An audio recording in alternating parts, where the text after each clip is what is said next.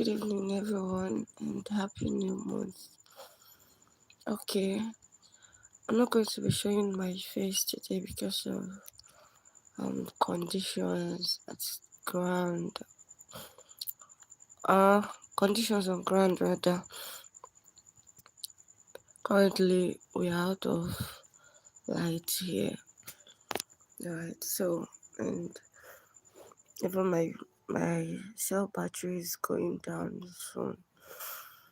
Okay, still on our tournament, still on our daily challenge and our Fasakin Bootcamp experience with Coach Muyiwa and Coach Chijioke Otikpa. For the past 2-3 days, I've not been here. It wasn't intentional. So I broke down. I really broke down. Okay, if you've been following my video lately, I don't know if I mentioned that, but somehow I know I stated that I was very sick last week. Last week, I was very sick. So I was still recovering. Still recovering. Even before I went for a retreat that I told you on my last live video here. So I thought I was already strong, stress and all that. So I broke down to the, how do I say it? I broke down to the 0 point of my strength myself, and this time around I had constipations. If you guys know what constipation is like, I mean, I thought I would have passed on. Like, it wasn't, my God, I had to even leave my room around to a friend's house so she would look after me, at least in case if I die, they would give testimony of how I died. But I know I'm not going to die. I cannot die. Jesus has not said I'm dying now. Because to fulfill purpose before we leave here, we are not created to come and see the world and just go back. So it has really been hectic for me, and currently I'm still having stuffy nose and cough. If you can notice that from my voice, so I'm sorry. So that's about that. Really, my head is just really aching right now. But for the past 2 days, I've not come out here to say something. I was not really comfortable to even tell you the facts. I wasn't really comfortable. I was feeling so bad about myself. But this evening, I said, no harm, no harm. I'm still going to show today and say something. I waited for light throughout the day. I was very busy. Waited for lights. No way. I just said, with the remaining battery I have tonight before my phone battery goes down, I still have to talk. So the supposed 2 days that passed, my supposed topic for the 2 days, the day 9 is supposed to be inspire your audience, tell a story. And the day 10, which was this today, says finding purpose in your pain, turning your mess to a message. So I'm going to be combining the both of them together. This is my day 9 and day 10 challenge. I'm going to be putting them together, which is telling you a story, inspiring you with a story, and then finding purpose in my pain, turning my mess into a message. Okay, so I'm going to be combining them because the story I'm going to tell you is still linking to finding purpose in my pain, and then we'll talk about some things, and that'll be about that for today. So for tomorrow, someone just joining, thank you for joining. Thank you. I wish I can see your comment to know who I'm with. Thank you for stopping by. Okay, this is Light Concepts. Thank you for stopping. Wow, thank you guys for joining. Thank you for joining. Please drop a comment. Let me know who I'm chatting with. Jesus. Coach CJ. Daddy, good evening, sir. Coach, I can't hear you. Good evening, sir. You guys, my daddy is here. My God. I don't know what to do. Okay. Let me continue. Thank you so much, sir. Thank you for joining my live today. Thank you. So, like I was saying, you guys, that is the almighty coach Chijioke that I've been talking about. If you don't know, okay. Oh, thank you, sir. Thank you so much. I'm also super, super proud of you. I'm proud to be called your mentee. Like, I'm so very grateful. So you guys, this is the almighty coach Chijioke that we've been talking about. If you don't know, go and follow him on Instagram, Twitter, LinkedIn, on YouTube here. Okay, follow him up. He's loaded with a lot of values. He's loaded. You wouldn't want to miss. All right, guys. This cough is really disturbing me. So let's continue. I said I'm going to be joining the two of them together. My two topic for day before yesterday and for yesterday, which is finding purpose, which is inspiring my audience, telling a story and finding purpose in my brain. So the story I'm going to be telling you about now, um, is a bit from my childhood story. Okay, I'm going to scrape it. I'm not going to be telling you everything. I'm just going to scrape it. All right. So my dad left us. I lost my father um 2007, and that was while I was in my primary one, graduating to primary two. I could remember that was holiday. During the burial, it was holiday. Yeah. So, and we are so very small then. We are very, very small. We are very small. And it wasn't easy for my mom, for a young mother like that. I have five brothers and I myself, which is six. I'm the only daughter. Okay. So it wasn't easy for her gathering small children like that. Though I'm not the first, I'm not the second, I'm not the third. Okay, I'm not the third. I'm like the younger ones. So but it wasn't easy for her. So at that point some people came to pick us. People would come, let me carry this one so that it will be easier for you. That was how they just picked us. They just picked us. And then my mom never wanted I myself to be one of those people who would go out to live with people. Alright, so but this auntie came, she was heavily pregnant and she was like she just needed somebody that would help her nurse her baby. She's a civil servant, and after that I would come back. My mom was like she doesn't want to give me out because I was about to she was aiming higher. And that wasn't this was not happening immediately. My dad died. I didn't I didn't I didn't meet the woman really. My dad died. Okay.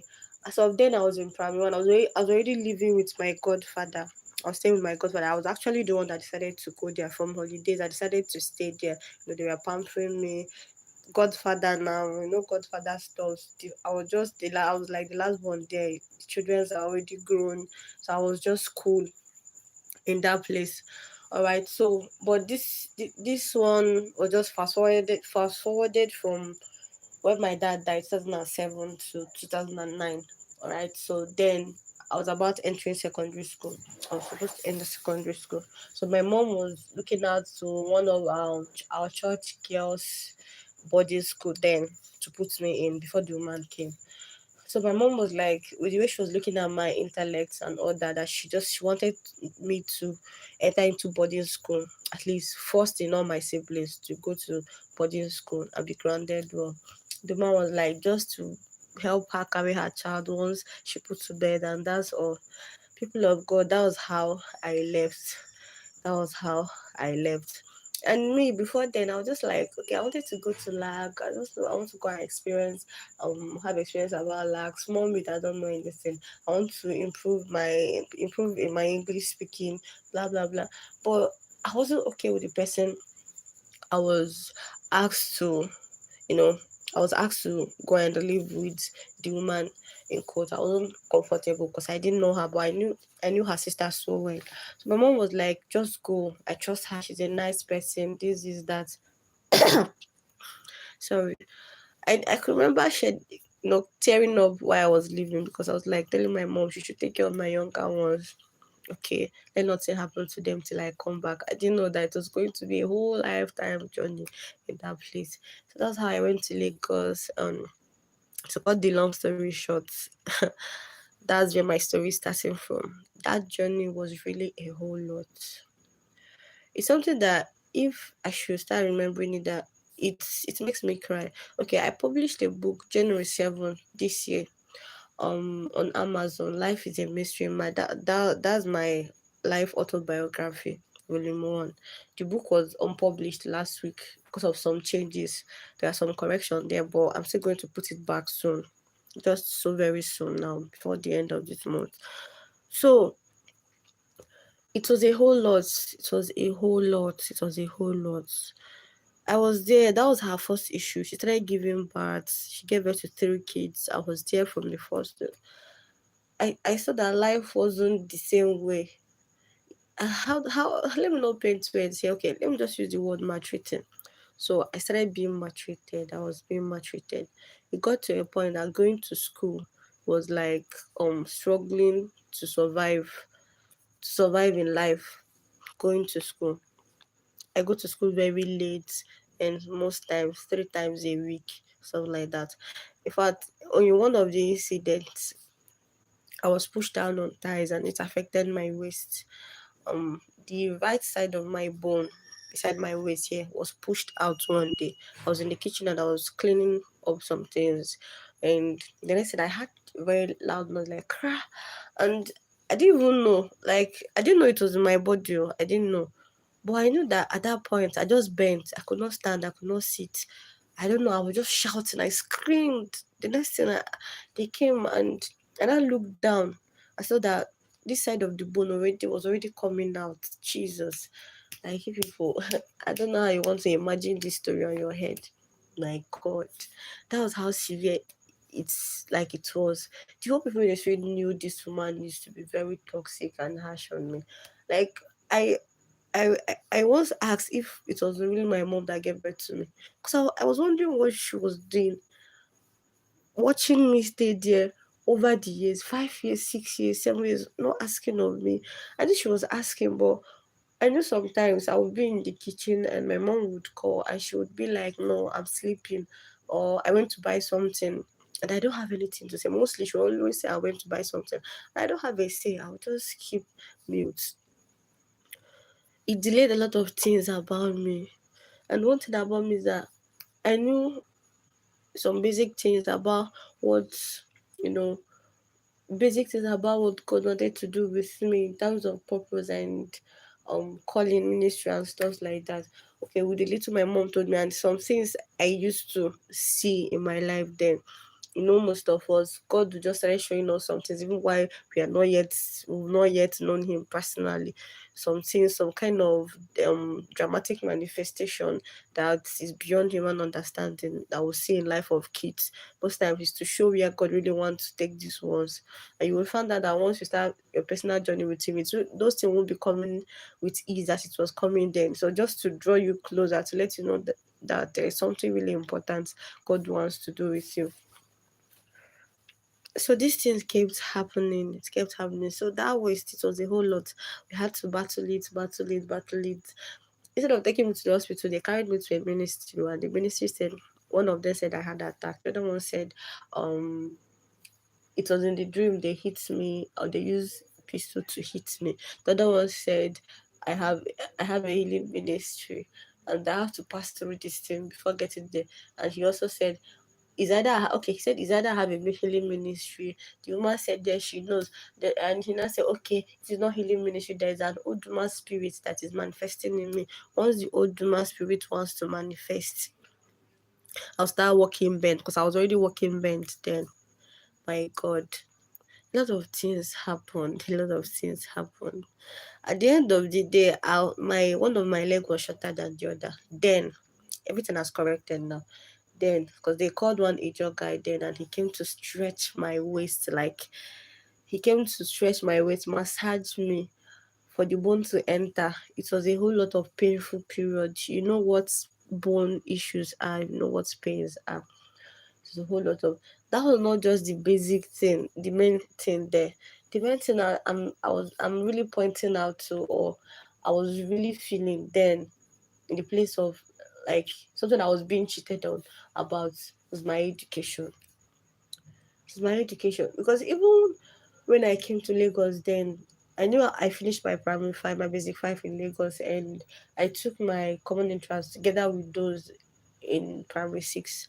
And my teachers couldn't believe I was coming from the east. They couldn't believe that because my English was fluent. Dictations, results. I get the best results and scores when it comes to dictation. My teachers, they kept asking my auntie. The one is dead now. May her soul rest in peace. They kept asking my late auntie. No, she's not my mom's sister. It's just a relative. Not even a relative, family friend.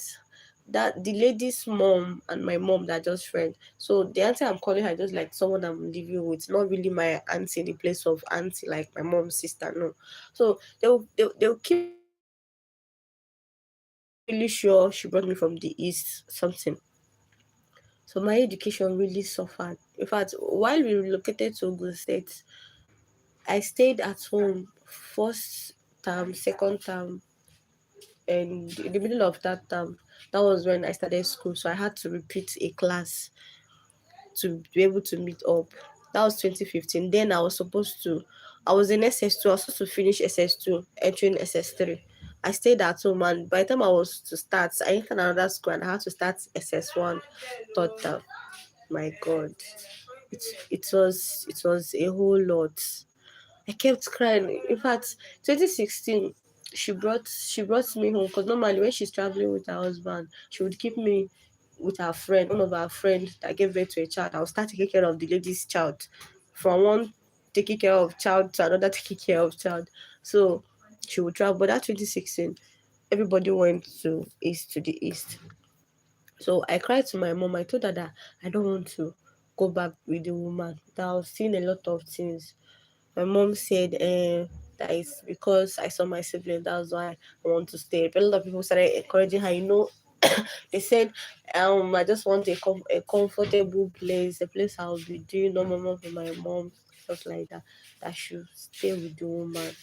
I should continue staying with the woman. I should stay there so that I'll write my work and all that. Okay, I collected my elder brother's number. That's 2016. Collected my mom's number. My mom gave me 1,000. I won't forget that money. 1,000 and one big Bible. You know that Bible that has Igbo and English. Very big Bible. She gave me the Bible. I put the 1,000 inside. Put her number and my elder brother's number I collected inside. So when I returned back to school, everyone used to complain already. When I returned back to school, I gave it to my friend that used to feed me. Because another thing again is that I don't eat in the morning. I will have to prepare our children to school. Every blessed day, I'll have to clean toilet and bathroom. Like honestly, those things they're not really work, but doing them the time I was supposed to be preparing to school and going to school, I would miss some morning classes. I could remember physics. We always have every Wednesday in the morning. And once you come late, you're going to stay outside the class. So I missed my physics class. If there's any knowledge I have in physics now as science student, it's just God restoring my brain, and then me trying to read up to get to know some things myself. Because with the foundation, it was all something else. My God. So I gave my friends my mom's number. I gave them the 1,000 so they would save it for me. So every day in school they would give me 30 naira out from the money. 30 naira 2016 then, and they still used to sell rice 20 naira, spaghetti 10 naira in school then. That was in Songota. So my friends would buy it for me. They would be keeping the money because if I take it home, she knows I don't steal. One of the lady that was staying with us, and the girl used to steal because she couldn't hold her hunger.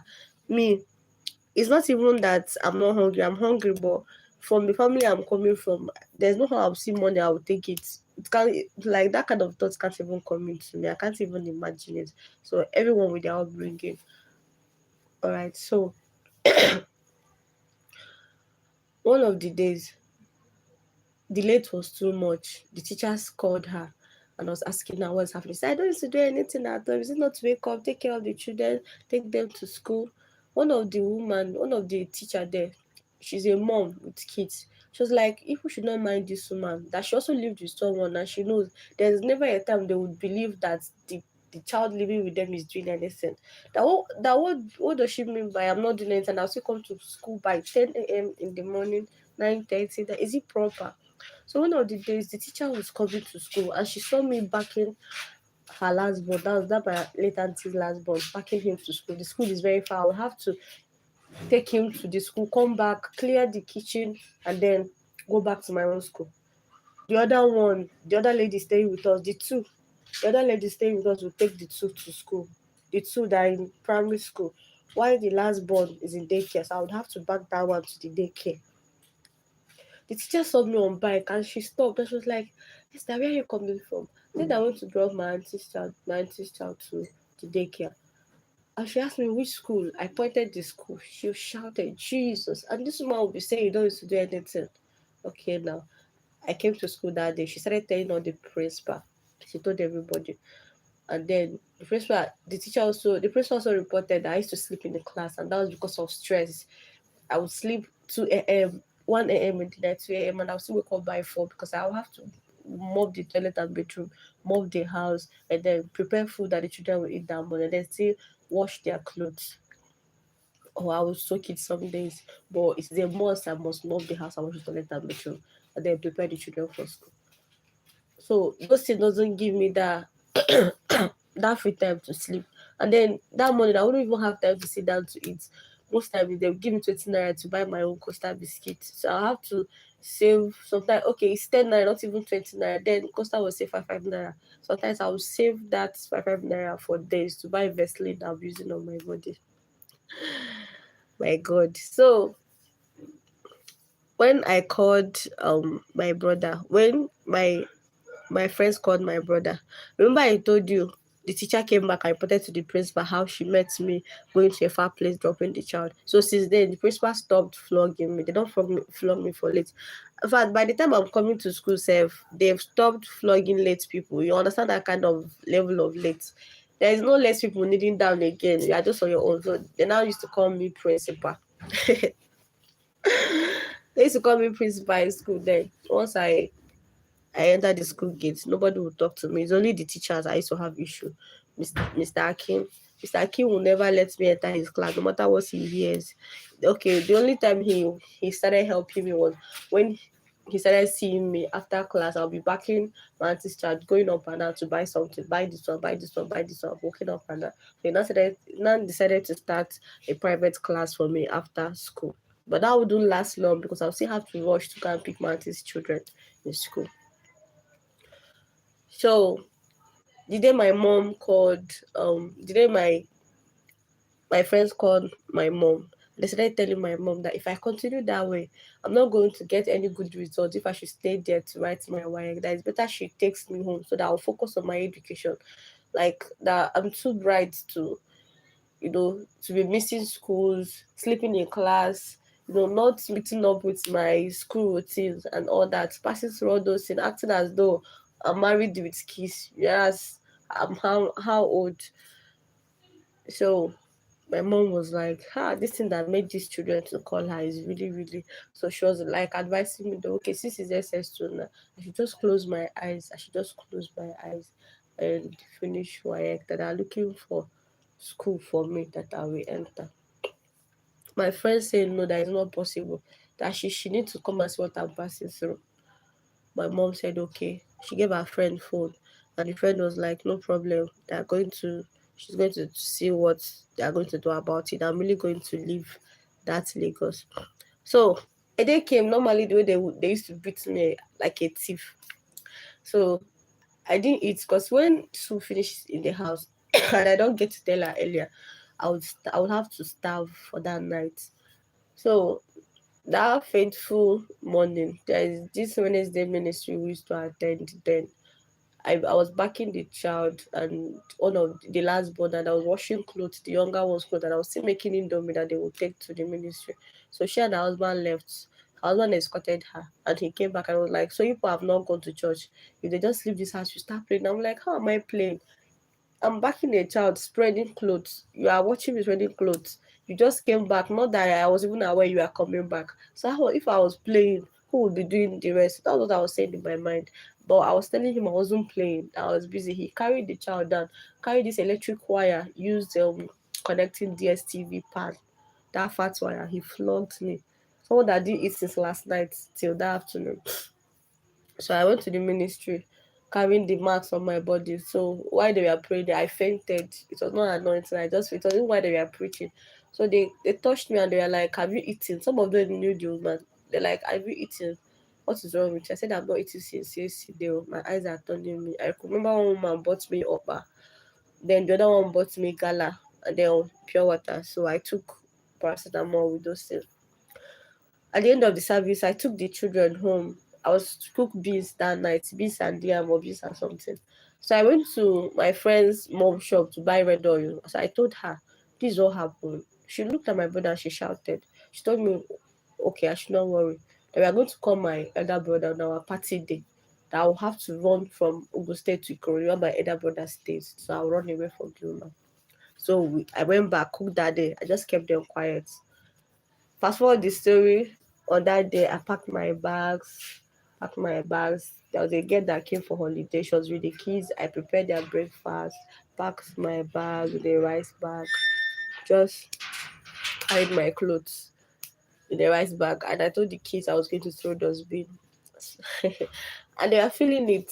They were really kids and their spirit. They were feeling. They were like, "Why are you leaving us? Because of the way our mom used to beat you." And I just said, "No, I'm not leaving you. I just want to come throw dustbin." So I left. Getting to the party, I was to sleep in Fumi Lion's house. Fumi is that my friend I went to buy red on in their shop. To sleep in the house. So the early morning, I will not enter motor from Songo to Ikorodu, where my elder brother stays then. So at the end of the school party, we are at the gate, one shop beside our school. And me and my friend, Mr. Easy, we were there. We were there. And Easy and the friends, they just covered me. I was under them and they just covered me. One of our caretaker's son came, Roleko, was asking, "They're looking for so girl. Do you see her? She's from this school." The people were like, Israel and others, my classmates, they were like, "The party has closed. This is after 7. There's nobody here now. The school gate is locked, as you can see." I was under them. They used their leg, as in they folded me under their legs. So my auntie and the husband carrying motor past. They were looking around the school, looking at that place people gather. They not see me, they pass. I am for me. They now gathered money, contributed money. Israel is a DJ. He's still on now social media. Mr. Israel, what is the social media handle again? Um, Mr. Easy. Mr. Easy is what he answers. Easy remix. He does songs remix and all that. He's a DJ. Okay, DJ Easy. Yeah, DJ Easy.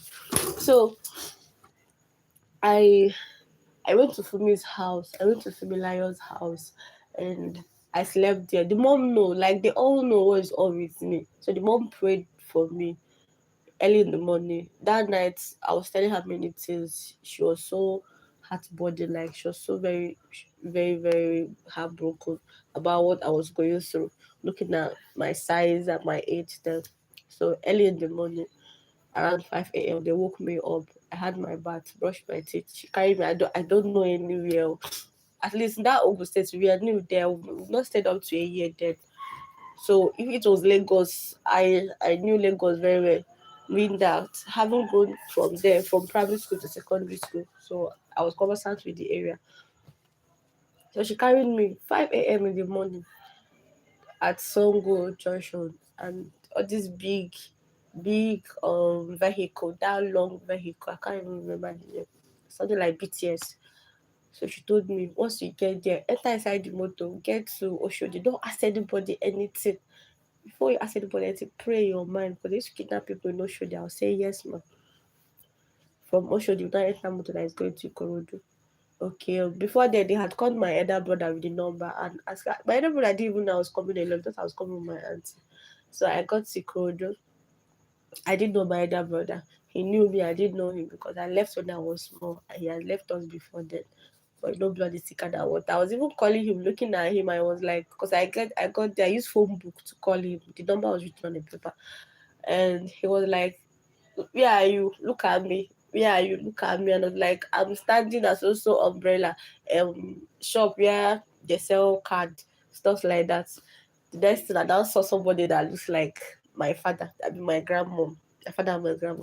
I knew it was my brother. He now hugged me. Tears were really rolling down my eyes. He now asked me, where is your auntie? And I was looking back. I was carrying small Ghana was like, where is your auntie? He thought I was coming with my auntie. The tears now was now flowing. By then had already said that something was wrong at the background. He now carried me. And that mindset of seeing my brother, everything that happened, and I started remembering it. Cold, and I started catching. Cold, I was not catching this all the while. I started feeling cold. On a very sunny afternoon, he went to buy me sweater. He bought me sweater, bought me food with many meats inside. I couldn't even finish it. Bought me drink, Then I started calling my people around the corridor. Started running around what they would do to the woman. Later, they called the meeting, said the woman will come. That they would have taken me back to the east. But since she's the one that brought me to Lagos by herself, that she has to take me back. I was like, no, this man will kill me if I go back. This time I ran away from her. They said, no, that should not worry. My uncles outside the country, they were calling, they were talking. So they said they gave her 7 days in that August. That was August. She didn't take me back. That she just call back. That she leave what they would do to her to me. They were so very serious. So she had to do that even before the 7 days. She took me back to her husband's place at Imo State. From there, she took me back to my mom's place. People of God, that was how the story. That's how I came back from that place. But one thing about that place I learned is that God used that place to blend me. I'm not saying that's not a perfect way to, what will I say now? To nurture a child because it brought me pain. Imagine when I by the time I came back, my one leg was shorter than the other because of the waist issue I had. But God healed me around that was 2017. Yes, that was the first miracle God did to me when I started knowing God for myself. That time I gave my life to Christ, not now ministry that she's to carry us to church. Like I now had a very personal relationship because when I came back, my mom told me things about my brides, about things God has spoken about my life. So I had to, take time to surrender myself to God and to start a pure journey and a clear journey with Him, to know Him by myself. I don't know if I get what I'm saying. There's this thing called personal relationship with God. So as of then, it was in that process God healed. It was even in the dream. After a massage in my dream, that was how everything entered. Before I would sweep the compound and before I would stand up, I would round the whole compound holding something before I would stand. And I would be throwing one of my legs because one was longer than the other. But as of then, when that dream happened, everything got back into place. My leg corrected, everything was balanced, even up till now. So one thing about that experience, it was very tough. It was very, very it was as if I didn't have sometimes she would use my dead father to talk to me that it's because of my stubbornness, that it's my stubbornness that killed my dead father, things like that. And my dad was the one person that I loved, that I even loved more than my mom as a child then, because I was the only daughter. So my dad loved me because in their family they've been looking for girls, my daddy brothers, and even my grandfather. So I was like a promising child to the family. My dad loved me and that relationship. Nobody dare touch me in my house when my dad was alive. So it would break me down, crying all through, not eating.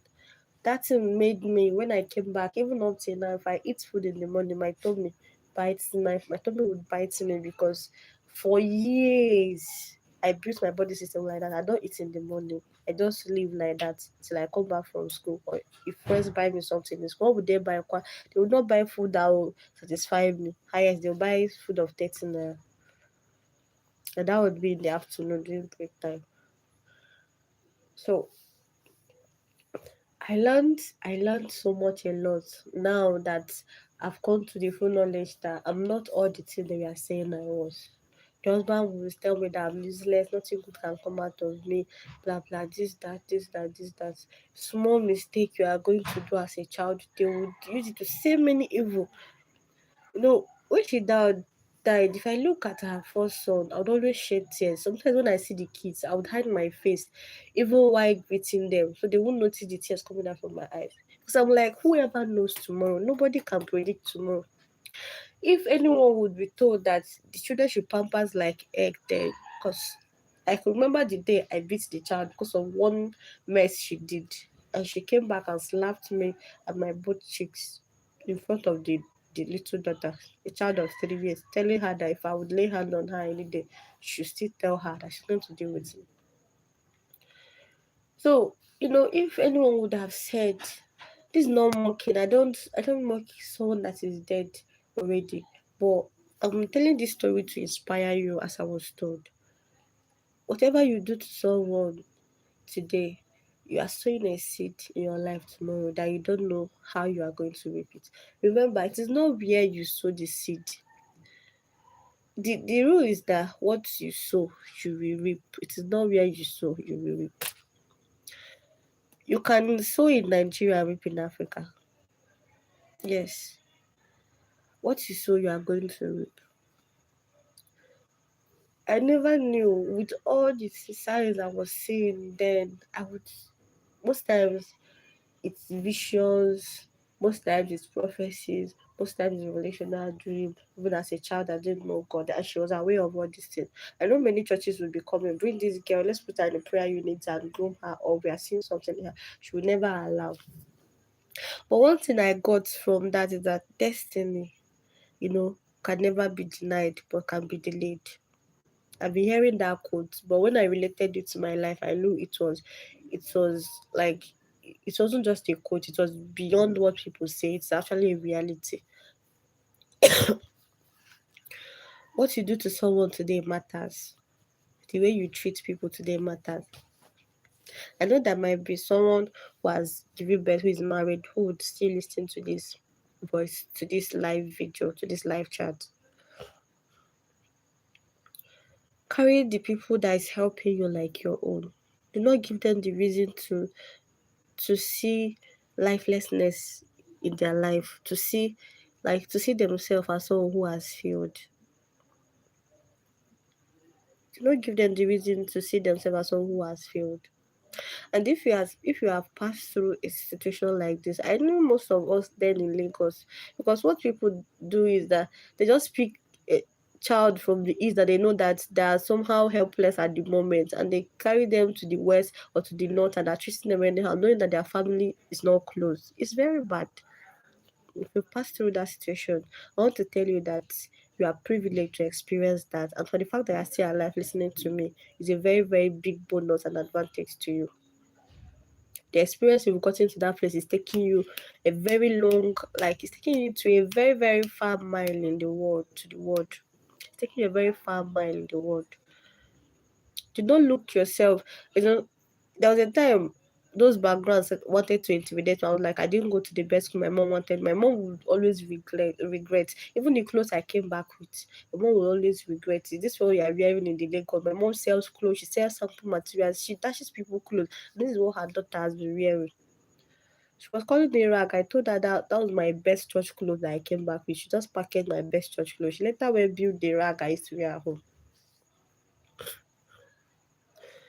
But those life experiences has taught me a lot. It has taught me a lot. Like I said, it is not a good way of nurturing a child. Someone will say it's training. Had it been I died of that waist pain, would you have still said it is a training? There are some extents you don't go into. Why? Okay, what about not giving me food? Is that part of the training? Would you want to give me ulcer? I didn't even know how I did cut ulcer then. I don't know what was ulcer then. That's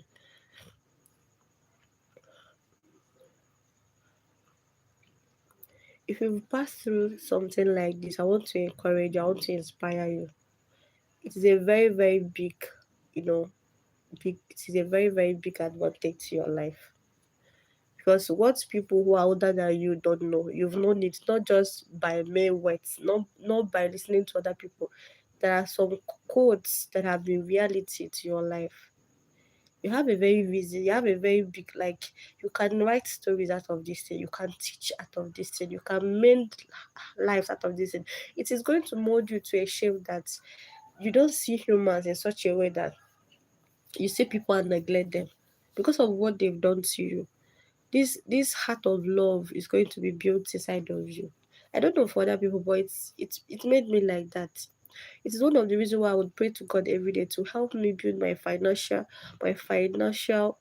status, so that would help people who are helpless, whom this kind of person would come in the name of I want to help you out, and they treat people's children as though they are not human.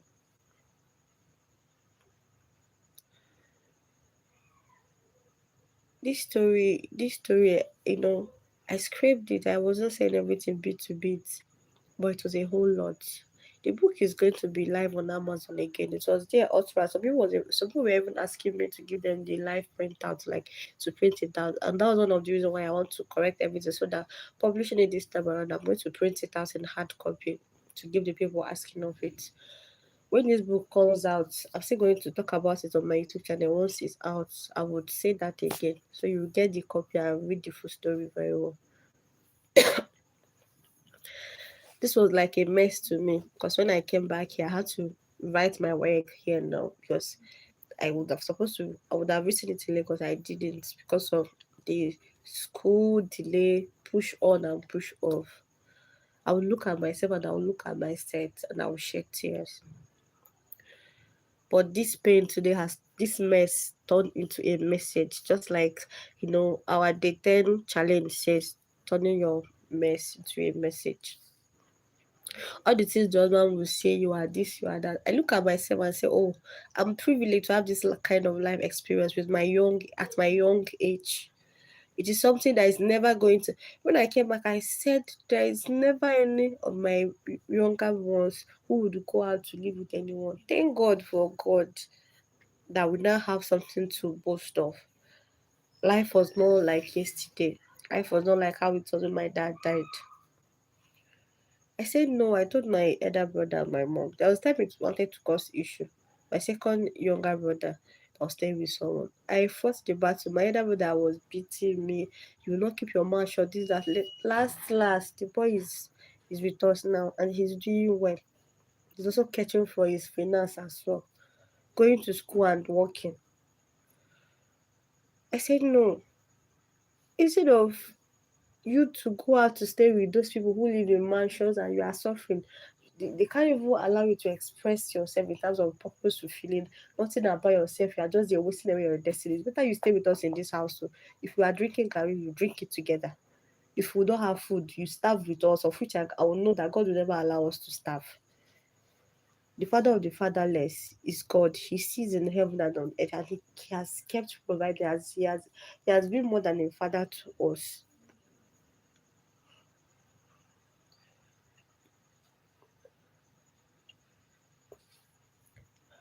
Life is tough, but it is more easier when we hand over things to God and allow Him to direct our paths. When we hand over things to God and allow Him to direct our path, our life. So I don't know what your own mess is. I don't know what your own pain is. There are a whole lot. These are just like this one is just like my childhood life story, talking about my teen, my adulthood, and all of that. Maybe some other time. But if you've been in this kind of situation or something like this, if not exactly this, I want to tell you that it's of a very great advantage that you fell into a hole, you stood up again, and you can now tell someone that is moving in that direction, look, when you get here, there's a hole. Even if it doesn't seem like a hole, jump it because there's a hole. It is an advantage and a very great privilege for you to be the one showing the next generation lights through this road, through that road you passed that was pain to you. You didn't pass through it to be mocked. Allow people to say things that they have to say, but yours is to get a message from it. Because not just passing through a situation. If you pass through a situation and you didn't get a message for it, it's as good as, I don't know how to say it. You're just allowing yourself be like the the odd things people have said about you. My mom will say, don't allow yourself to be like the evil people have said about you. Pick a message from your challenges. Know that it's an opportunity, it's a privilege to pass through that. God allowed that for a purpose so that you will change the perspective of people about that situation. I know, yes, anytime you find yourself in something and it's not working very well, God really wants you to change the system of that stuff. God really want you to change stuff in that system. That's why He allowed you to see from that perspective. He allowed you to pass through that thing, so that you are going to come into that sector and change things.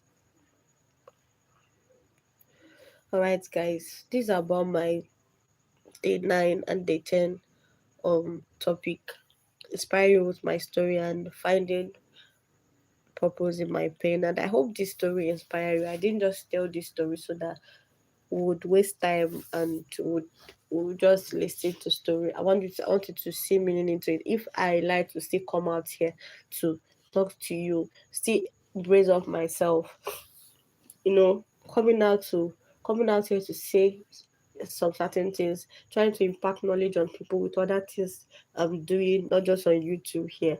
Having passed through these experiences in life at this my young age, I think you can also relate.